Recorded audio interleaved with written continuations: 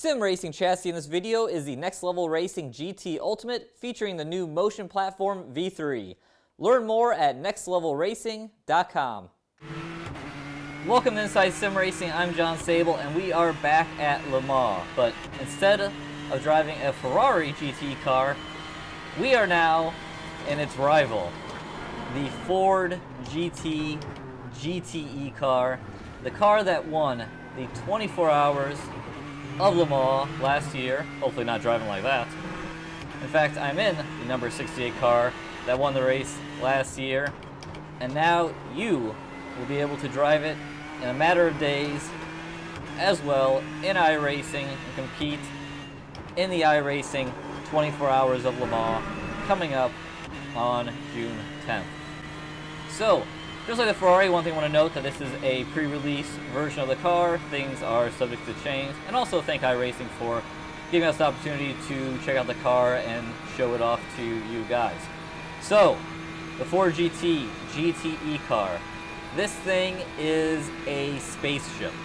And I say that because of how the thing looks and sounds, and then also how it goes around corners, which, let's be fair, isn't unique to the Ford compared to the other GTE cars, but my mind is just blown how quick these GTE cars go around corners and make for a very entertaining GT car to drive, which is why I think these cars are going to be massively popular, and that's only on top of them being Ford versus Ferrari in iRacing, which is pretty spectacular.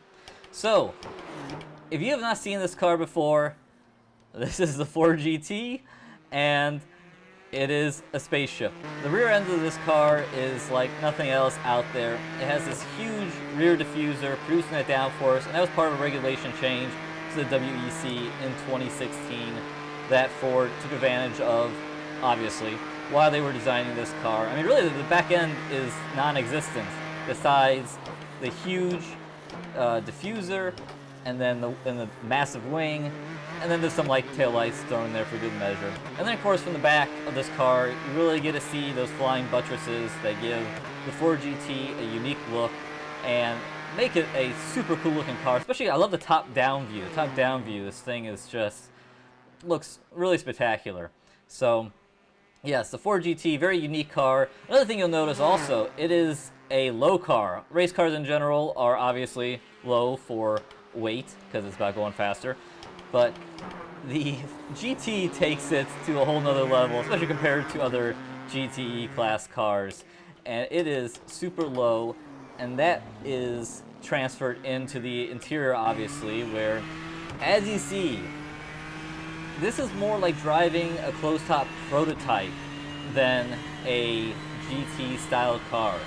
You have this windshield that's this ton of rake to it, ton of rake to the windshield, really, really thick A-pillars, which do make visibility a little bit more of a challenge in this car. Like I said, it's more like those prototypes and LMP1 type cars, or even LMP2 these days, very difficult to see out of.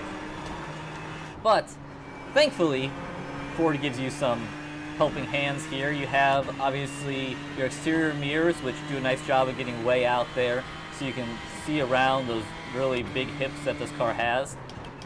And then you have this center camera, which is mounted in a really nice spot. It's really big, really clear, and a little bit of driving I've done with other cars around me, the cameras seem to be the best way to see the racing action that's around you. And one thing that I'm excited about is, I think even if you go and you only race on single monitors and not this obnoxious triple screen bat setup I have, I think there's a chance you'll be able to get this screen pretty well on your single monitor, even if you like to zoom in a little closer for field of view. So I think that's really exciting.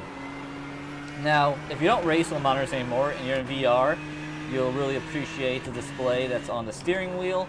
I always think steering wheel displays look really awesome in VR because they're right there, as pretty much as close as possible to your face.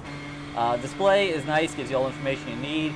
You see here on my screen setup, so I can only see the top part. That's the most important stuff, giving you your traction control and all that good information, your engine boost levels.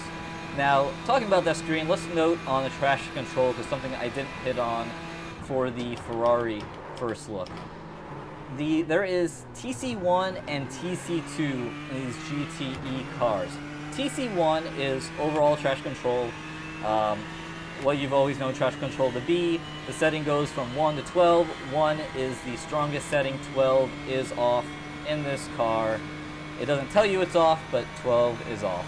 So out of the box in this car, baseline setup, it comes at 8, which a little bit of traction control I think is a pretty good way to go. Then there is something called TC2, and I actually had to lean on the iRacing garage to help me learn what this is.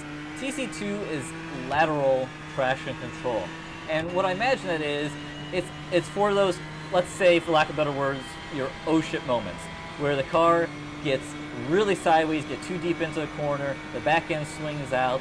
The lateral traction control is there to catch the car.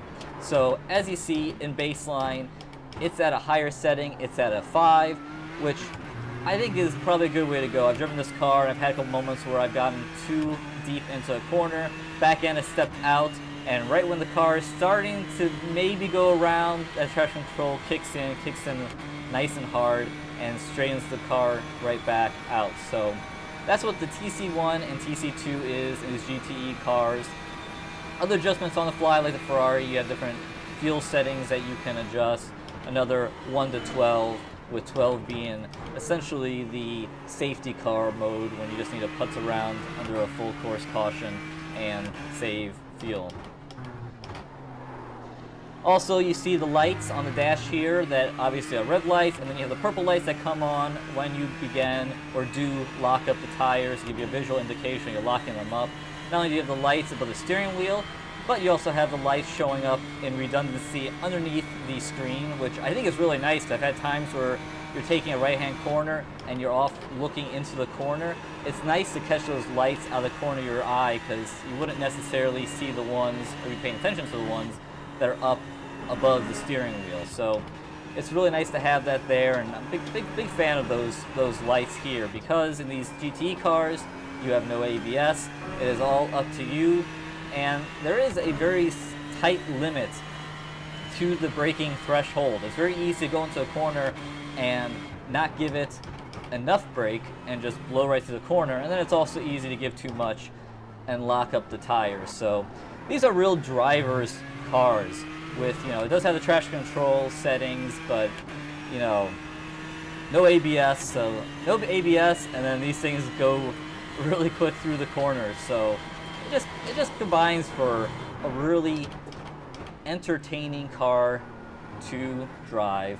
And in terms of driving wise comparison, like the Ferrari, it's all, I'm going to say similar at during the very small amount of time I've had to drive each car. I haven't had much time, but like the Ferrari, this thing goes through corners great, and I have to imagine that they should be pretty closely matched upon release, but I have not driven enough laps in anger to turn any judgment on that. I say you pick whichever car you think's the coolest looking, or whichever brand you want to support, and then off you go and go race in the 24-hour of Le Mans race. I think it's going to be a very popular class. One thing that I didn't note in the Ferrari video that I want to note here, force feedback. Both cars felt really good. I'm using a wheel, the TSPC Racer from Thrustmaster, that has a little more force feedback, and yeah, all these cars have felt good, and I've been able to turn the force feedback up to the level where I'm not clipping and, get a good amount of resistance. So both cars driving very nicely. So, last thing I want to get to, and it's something I purposely skipped on earlier, talk about how unique this car looks, but I think what's even more unique is the engine sound. So this is a 3.5 liter turbocharged V6 engine, and it has a unique sound with that turbocharger, and then just in general. I think the interior sound has a nice note to it. And then the exterior sound is borderline McLaren MP430 type levels of just unique. And I think it all comes down to iRacing's done a really nice job on their sounds the last few years to make them one of the best sounding sim racing titles out there, and just the transmission whines and turbo whines and creaks and cracks, all that good stuff, backfires. This car has really cool backfires with the side exhaust. Just added up to great sounds. So I'm going to sign off here and say thank you for watching Inside Sim Racing. Enjoy this video. Please give a thumbs up. Subscribe to the channel if you haven't. Check out our website, isrtv.com, for latest news, reviews, and our always popular forums. Also, check out the Amazon affiliate links in the description below. Click on the link, shop through Amazon. Doesn't cost you a thing, but kicks a little bit back towards us. And then one more thing before I go and let you enjoy the sounds of this car.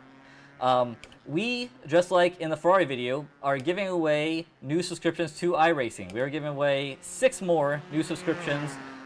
4 of them will be for 3 months. 2 of them will be for an entire year. So if you're watching this video because you think these cars are interesting or you want to check out iRacing, here's your chance to get on into the fun and win yourself a membership to iRacing. Again, new members only, and details on how to win those new subscriptions will be in a link in the description. So again, thank you for watching Inside Sim Racing. As I go off the track, please take care of you and yours.